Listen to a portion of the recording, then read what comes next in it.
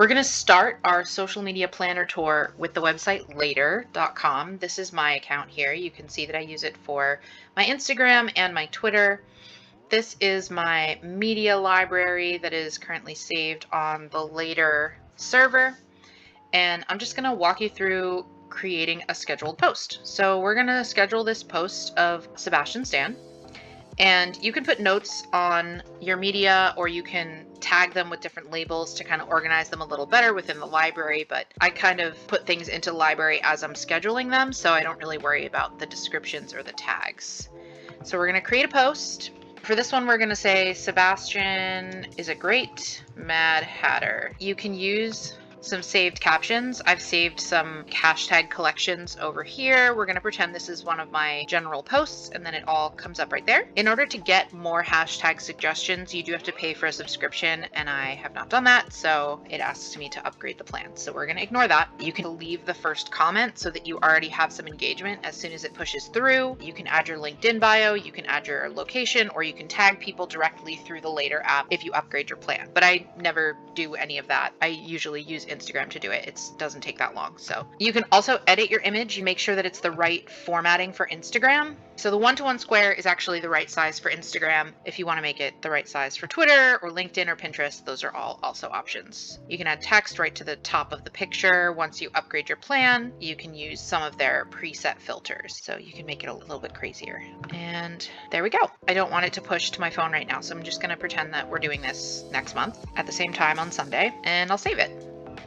You can look at this calendar here on the side to see everything that you've got laid out to make sure that you filled in any gaps or that you're posting on a consistent schedule. You can look at the whole calendar, or you can just look at a week at a time. So this is where my Sebastian Stan post is all set. But what if you want to create a whole bunch of posts and schedule them all at once? All you have to do is double click anywhere on the calendar. So that is an example of creating one randomly, but you can also easily move them and delete them. So right now I have my schedule queued up for every week for the optimal posting times for each day. If I were to just post 7 of them all at once, I can select them here in the media library and take them and drag them right up here, and boom, they are now all on my calendar for the next 7 days. Now you can go in and individually edit the way that we messed with the pictures and the captions before, but that is the quickest way to get them scheduled for the whole week. Here is my little Later hack. You'll see here that if you click on stories, it'll tell you that you need to start your 14-day trial. But when you go to the app on your phone and you are scheduling your posts to go live, you can either schedule them once they get to the Instagram app for a story or a post. So while you cannot schedule them to automatically post as a story, you can set a push notification to remind you to post something to your stories.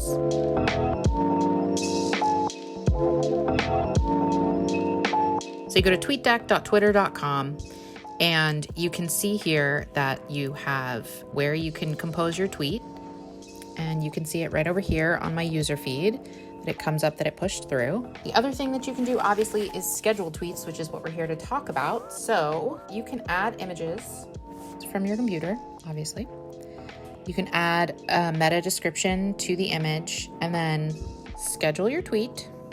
So let's say I want this to go out September 1st, and we're going to set it for 10 a.m. Okay, so there's the time that it's going to schedule to, and it'll go out on September 1st. And that's all you have to do. TweetDeck does not have that same fun calendar function where you can look at everything all at once like Later does, and Later does have the outlet for Twitter. So you can use it for Twitter, but I've just been using TweetDeck for a lot longer. The nice thing about TweetDeck also is that you can change what's on your dashboard here. So if you really just want to focus on the things that you've scheduled or your own feed, you can do that. If you don't want to see your mentions or notifications, here you can show all the different things. Obviously, I like to keep mine a little bit more focused on just my feed and what I'm putting out, so I don't follow things like trending or things that people have liked, anything like that. But you can change that notification however you'd like. For how simple TweetDeck is overall, there's a lot of things that you can change around. So in addition to changing what you see on your dashboard, you can also change how that feed looks.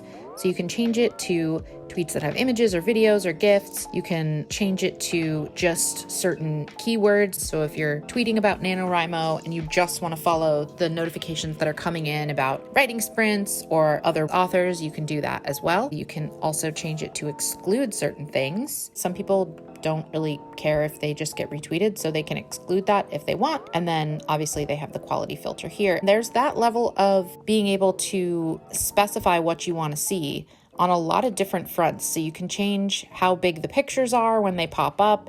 You can change the types of notifications that come up. You can do the same with your own user feed. You can also do it with your scheduled account. Again, you could do that with mentions and with any of the columns that you add to your dashboard over here. The other thing that I really, really like about TweetDeck is that it's easy to share this interface with other people. So for a while, I had my sister helping me with scheduling and composing tweets, and I could share the TweetDeck functionality with her without sharing the password. If I were to actually hire an assistant, that is much easier to do through TweetDeck in the future. The last scheduling program that I'm going to talk about is Google Calendar. This doesn't link directly to any social media site, but there's the flexibility of seeing just one day, an entire week, or you can look at the month. You can see an overview of what's already been scheduled, what hasn't been scheduled. You can put in a schedule like the one that I showed you on later.com to remind you what times are good postings from different outlets. And this is a lot more useful to me in collaborative settings. So if you have a lot of posts that you want to schedule with someone else or collaborations that you're working with someone, this is a really useful tool to show them what you have on your calendar or what you have coming up. So this is an example that I created for a writing group that I'm in during this summer's Camp NaNoWriMo, and I put all the different write-ins that I had found online. So some days only had like the official Camp NaNoWriMo situation right here, and then some were really full. So like the 6th has a whole bunch of different available times and places that people could log in for writing sprints. So again, Google Calendar is free if you have a Gmail account, and it's super flexible. You can change the colors of posts, you can move things around really easily. But it's a lot more for collaborative work, I think, than directly scheduling to different outlets.